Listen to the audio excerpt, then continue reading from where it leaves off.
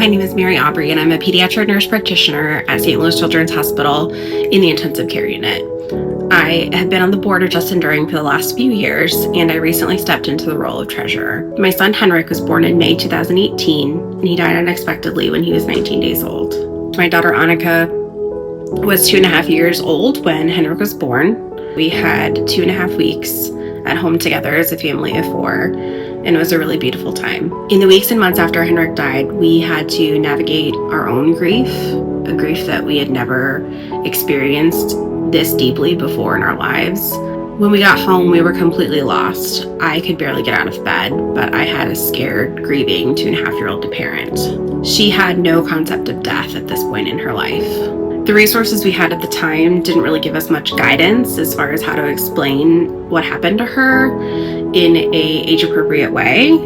I remember she initially thought we had just lost him, and I remember once we saw a newborn baby and she was completely distraught that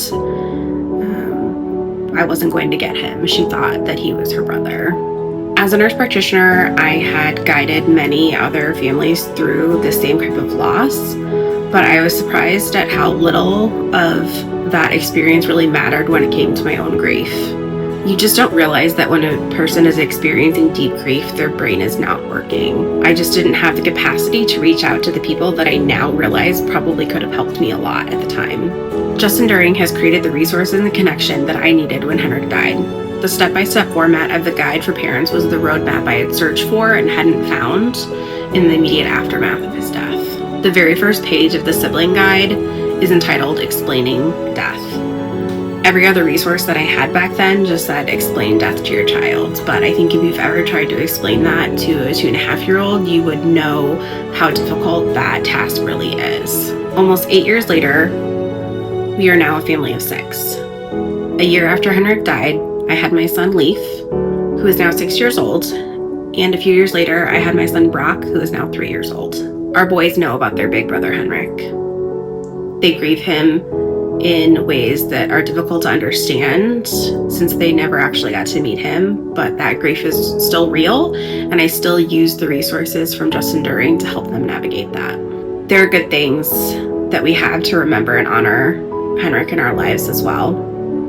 We still hang a Christmas stocking for him. We still have treats on his birthday. We had planned to decorate Henrik's nursery with a fox theme, so our house has reminders of him everywhere, little statues, paintings. My daughter Annika is a really good artist, and she recently painted me a watercolor of a fox that I will treasure forever. I think it's really helpful for myself as a caregiver to be able to give something tangible to parents when I send them out the door without their child.